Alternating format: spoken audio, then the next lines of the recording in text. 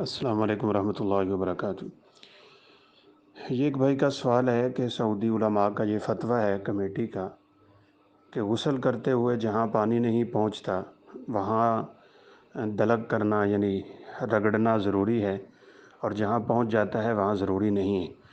اگر کوئی شخص پانی میں اپنا سر ڈبو دے تو کیا اس کے لیے یہ کافی ہوگا یا نہیں؟ تو غسل جنابت میں رسول اللہ صلی اللہ علیہ وسلم کا طریقہ مبارکہ یہ ہے کہ آپ اچھی طرح غسل کیا کرتے تھے، وضو کر کے،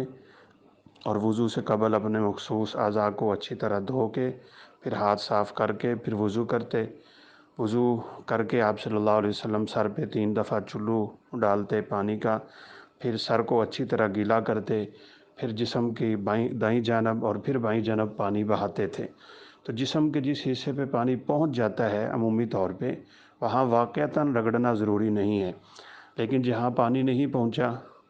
انگلیوں کے درمیان کا مسئلہ ہوتا ہے یا جسم کے کچھ ایسے اعضاء، تو ضروری ہے کہ وہاں انسان اچھی طرح پانی کو پہنچائے۔ اب رہی بات کہ ڈبو لینے سے اگر شک و شبہ قائم ہے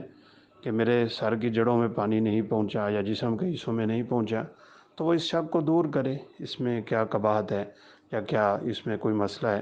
بلکہ اسے دور کرنا چاہیے۔ رسول اللہ صلی اللہ علیہ وسلم کا فرمان ہے، دع ما یریبک الی ما لا یریبک، جہاں شک ہے اس کو چھوڑ کے ایسی چیز اختیار کرو جس میں کوئی شک و شبہ نہیں ہے۔ لہٰذا اگر کسی کو شک ہے کہ میرے جسم کے فلاں حصے پہ ابھی تک پانی نہیں پہنچا، تو وہ وہاں اچھی طرح پانی پہنچائے، اپنا ہاتھ لگائے، اس کو گیلا کرے، اس کو اچھی طرح جلد بازی سے کام نہ لے، کیونکہ وضو اور غسل میں اعضاء کا خشک رہ جانا یہ بہت بڑی وعید کا ذریعہ ہے۔ رسول اللہ صلی اللہ علیہ وسلم نے ایک دفعہ سفر کی حالت میں صحابہ کو دیکھا وضو کیا ہے، اور بعض کی ایڑیاں ابھی خشک تھیں، وہاں مٹی نظر آ رہی تھی، تو آپ صلی اللہ علیہ وسلم نے فرمایا ویل للعقاب من النار، ایسی ایڑیوں کے لیے جہنم کی وعید ہے جو یعنی وضو وغیرہ میں اس طرح بے دھیانی میں چھوڑ دی جاتی ہیں۔ لہذا ان چیزوں میں پورا احتیاط کرنا چاہیے، اور خواہ مخواہ کے شکوک و شبہات میں پڑھ کے اپنی عبادات کو بھی مشکوک نہیں بنانا چاہیے۔ واللہ اعلم۔ السلام علیکم ورحمۃ اللہ وبرکاتہ۔